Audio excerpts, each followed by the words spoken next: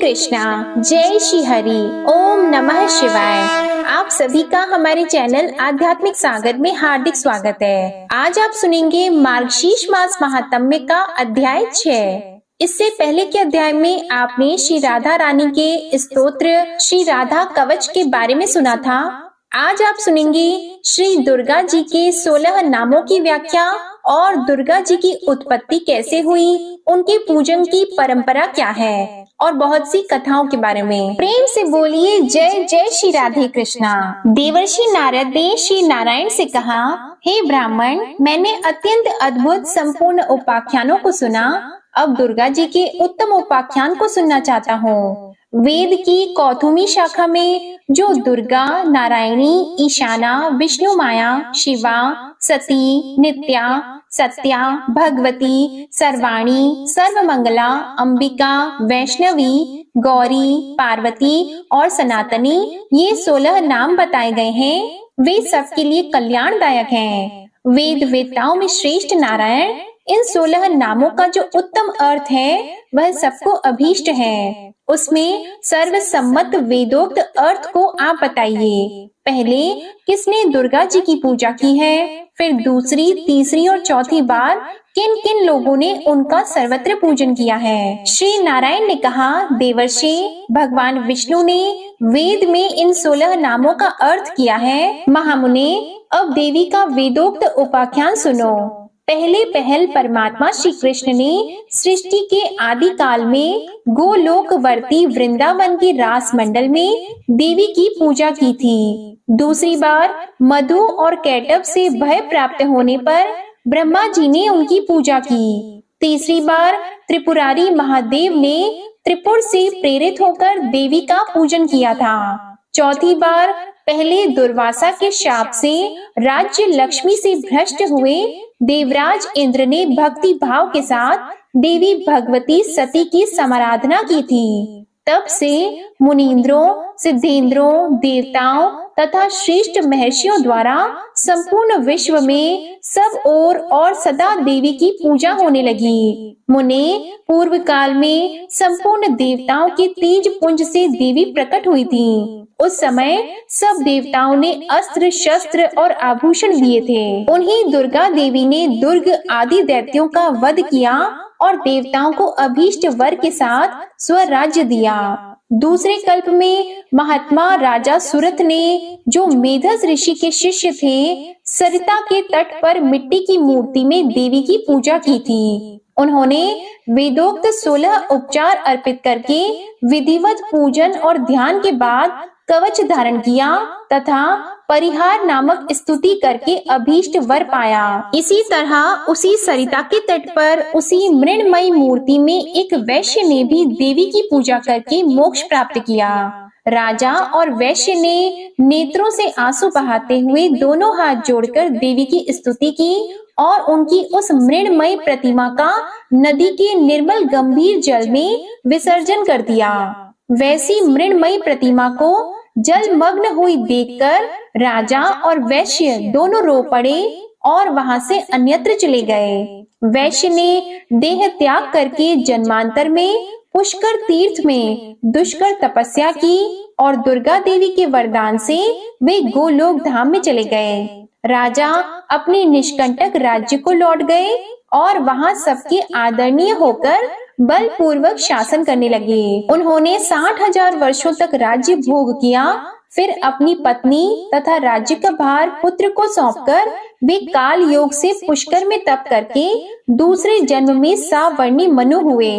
हे वत्स, मुनि श्रेष्ठ, इस प्रकार मैंने आगमों के अनुसार दुर्गा उपाख्यान का संक्षेप से वर्णन किया। अब तुम और क्या सुनना चाहते हो? फिर देवर्षि नारद जी के पूछने पर भगवान नारायण ने तारा की कथा कही और चैत्रतन्य राजा अथिरथ से राजा सुरथ की उत्पत्ति का प्रसंग सुनाया। फिर देवर्षि नारद जी के प्रश्न का उत्तर देते हुए भगवान नारायण बोले, ध्रुव के पौत्र तथा उत्कल के पुत्र बलवान नंदी स्वयंभू मनु के वंश में सत्यवादी एवं जितेंद्रिय राजा थे। उन्होंने 100 अक्षौहिणी सेना लेकर महामती सुरथ के राज्य को चारों ओर से घेर लिया। हे नारद, दोनों पक्षों में पूरे 1 वर्ष तक निरंतर युद्ध होता रहा।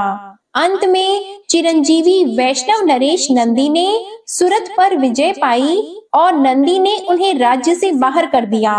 भयभीत राजा सुरत रात में अकेले घोड़े पर सवार होकर गहन वन में चले गए। वहां भद्रा नदी के तट पर उनकी एक वैश्य से भेंट हुई। मुनि, उन दोनों ने परस्पर बंधु भाव की स्थापना की और उनमें बड़ा प्रेम हो गया। राजा वैश्य के साथ मेधस के आश्रम पर गए। भारत में सत्पुरुषों के लिए जो दुष्कर पुण्य क्षेत्र है, उस पुष्कर में जाकर राजा ने उन महातेजस्वी मुनि का दर्शन किया। मेधस जी अपने शिष्यों को परम दुर्लभ ब्रह्म तत्व का उपदेश दे रहे थे। राजा और वैश्य ने मस्तक झुकाकर उन मुनि श्रेष्ठ को प्रणाम किया। मुनि ने उन दोनों अतिथियों का आदर किया और उन्हें शुभ आशीर्वाद दिया। फिर अलग अलग उन दोनों का कुशल मंगल, जाति और नाम पूछा। राजा सुरत ने उन मुनीश्वर को क्रमशः उनके प्रश्नों का उत्तर दिया। राजा सुरत बोले, हे ब्राह्मण, मैं राजा सुरत हूँ। मेरा जन्म चैत्र वंश में हुआ है। इस समय बलवान राजा नंदी ने मुझे अपने राज्य से निकाल दिया है। अब मैं कौन सा उपाय करूँ? किस प्रकार पुनः अपने राज्य पर मेरा अधिकार हो, यह आप बताएं। हे महाभाग मुनि, मैं आपकी शरण में आया हूँ। यह समाधि नामक वैश्य है और बड़ा धर्मात्मा है, तथापि दैववश इसके स्त्री पुत्रों ने धन के लोभ से इसको घर से बाहर निकाल दिया है। इसका अपराध इतना ही है कि यह स्त्री पुत्रों और बंधु बांधवों के मना करने पर भी प्रतिदिन ब्राह्मणों को प्रचुर धन और रत्न दान में दिया करता था। इसी से क्रोध में आकर उन लोगों ने इसे घर से निकाल दिया।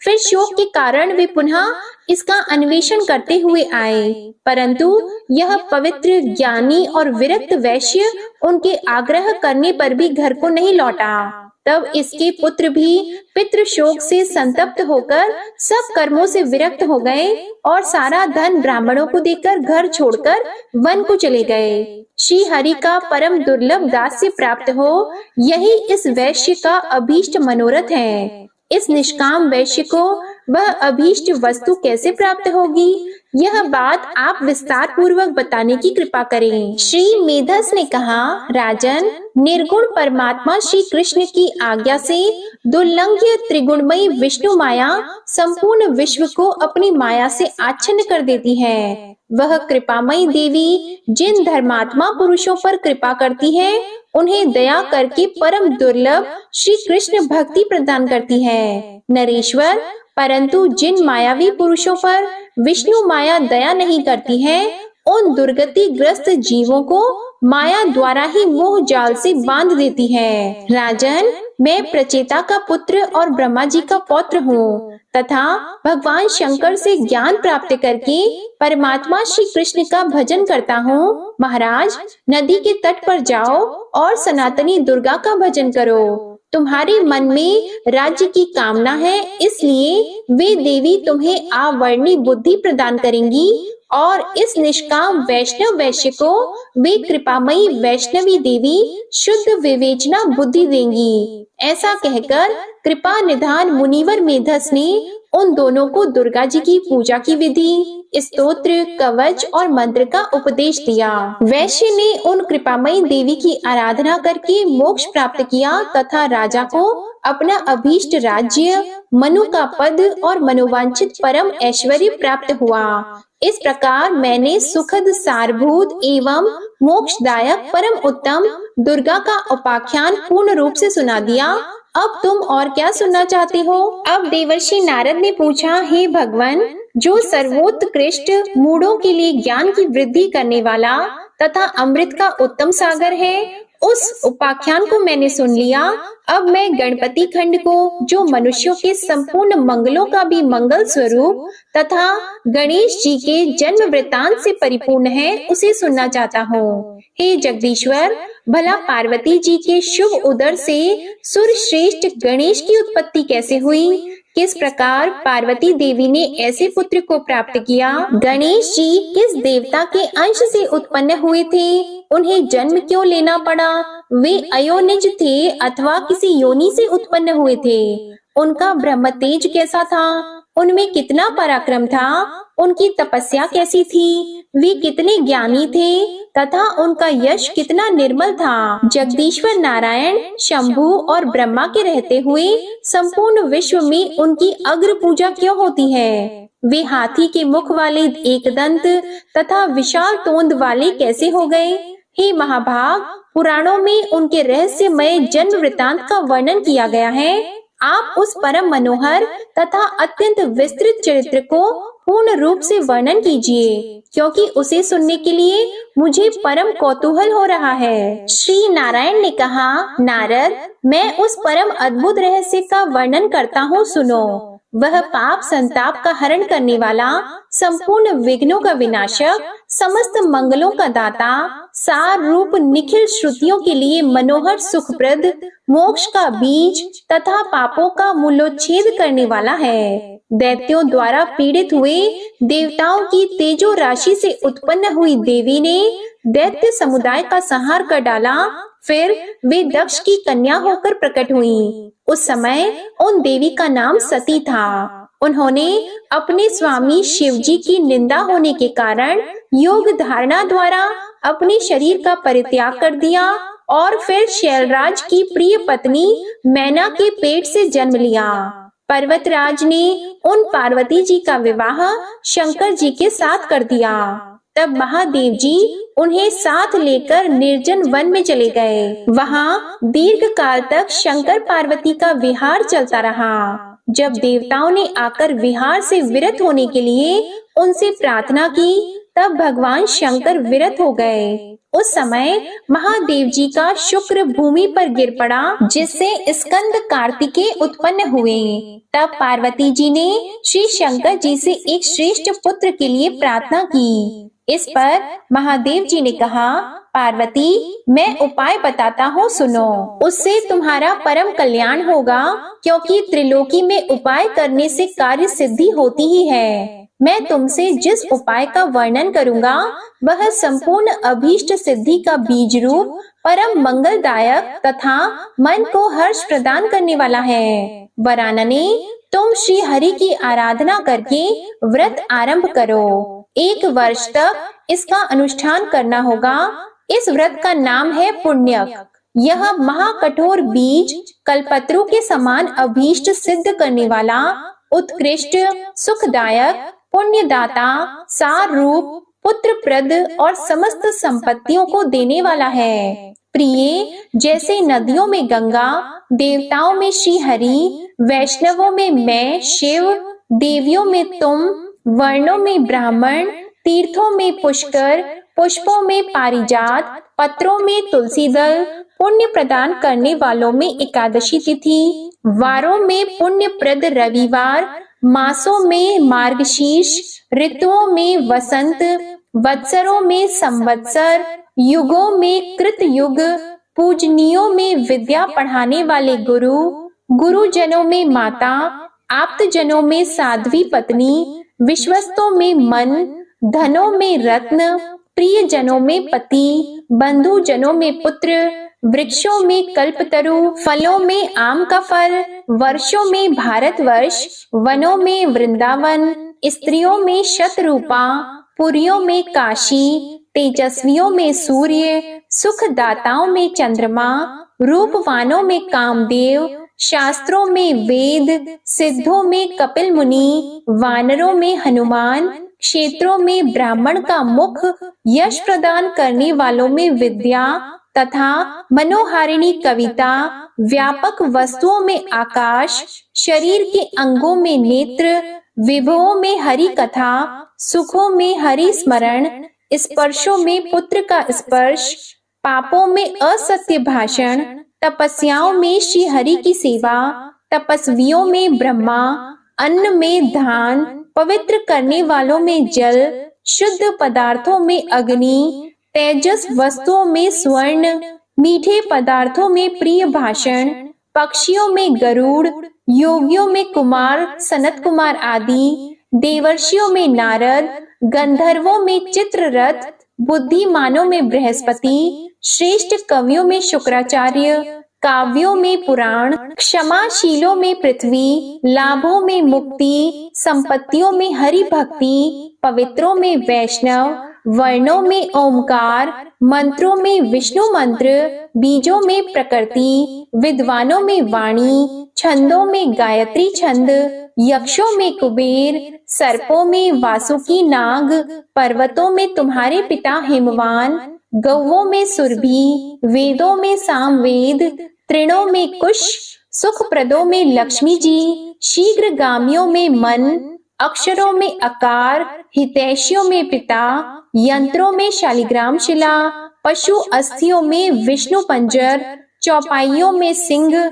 जीवधारियों में मनुष्य, इंद्रियों में मन, रोगों में मंदाग्नि, बलवानों में शक्ति, शक्तिमानों में अहंकार, अदिति पुत्रों में इंद्र, दैत्यों में बलि, साधुओं में प्रहलाद, दानियों में दधीची, अस्त्रों में ब्रह्मास्त्र, चक्रों में सुदर्शन चक्र, मनुष्यों में राजा रामचंद्र और धनुर्धरियों में लक्ष्मण श्रेष्ठ हैं, तथा जैसे श्री कृष्ण सर्वाधार, समस्त जीवों द्वारा सेवनीय, सबके बीज स्वरूप, सर्वाभीष्ट प्रदाता और संपूर्ण वस्तुओं के सार रूप हैं, उसी प्रकार यह पुण्यक व्रत संपूर्ण व्रतों में श्रेष्ठ है। इसलिए महाभागे तुम इस व्रत का अनुष्ठान करो, यह तीनों लोकों में दुर्लभ है। इस व्रत के पालन से ही तुम्हें संपूर्ण वस्तुओं का सार रूप पुत्र प्राप्त होगा। इस व्रत के द्वारा संपूर्ण प्राणियों के मनोरथ सिद्ध करने वाले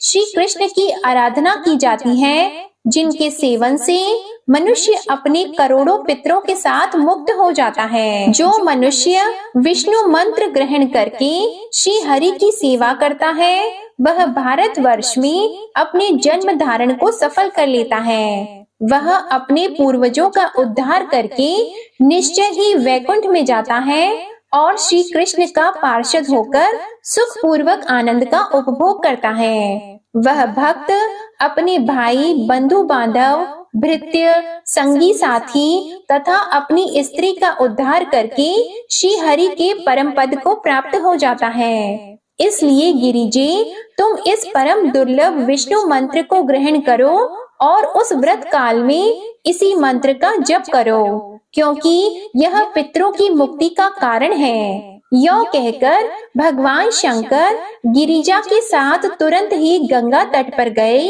और उन्होंने प्रसन्नता पूर्वक कवच तथा स्तोत्र सहित मनोहर विष्णु मंत्र पार्वती जी को बताया। हे मुने, इसके बाद उन्होंने पार्वती जी से पूजा की विधि एवं नियमों का भी वर्णन किया। जय श्री कृष्णा, हर हर महादेव। आगे की कथा में आप सुनेंगे शिव जी द्वारा पार्वती जी से पुण्यक व्रत की विधि, फल का वर्णन और व्रत की सामग्री का वर्णन। अब आप सुनिए श्री कृष्ण चालीसा पाठ। बंशी शोभित कर मधुर, नील जलद तन श्याम, अरुण अधर जनुबिंब फल, नयन कमल अभिराम, पूर्ण इंद्र अरविंद मुख, पीतांबर शुभ साज, जय मनमोहन मदन छवि, कृष्ण चंद्र महाराज। जय यदुनंदन जय जगवंदन, जय वसुदेव देवकी नंदन, जय यशोदा सुत नंद दुलारे, जय प्रभु भक्तन की दृग तारे, जय नट नागर नाग नथैया, कृष्ण कन्हैया धेनु चरैया, पुनि नख पर प्रभु गिरिवर धारो, आओ दीनन कष्ट निवारो, वंशी मधुर अधर धरि टेरो, होवे पूर्ण विनय यह मेरो, आओ हरि पुनि माखन चाखो, आज लाज भारत की राखो, गोल कपोल चिबुक अरुणारी, मृदु मुस्कान मोहिनी डारी, राजित राजीव नयन विशाला, मोर मुकुट वैजंती माला, कुंडल श्रवण पीत पट आछे, कटी किंकिणी काचनि काछे, नील जलज सुंदर तनु सोहे, छबिल किशोर नर मुनि मन मोहे, मस्तक तिलक अलक घुंघराले, आओ कृष्ण बांसुरी वाले, करि पय पान पुत नहीं तारियो, अका बका का गासुर मारियो, मधुवन जलत अगिन तब ज्वाला, भय शीतल लखतहि नंद लाला, सुरपति जब ब्रज चढ़ साई, मूसर धार वारी वर्षाई, लगत लगत व्रज चहन बहायो, गोवर्धन नख धारी बचायो, लखी यशोदा मन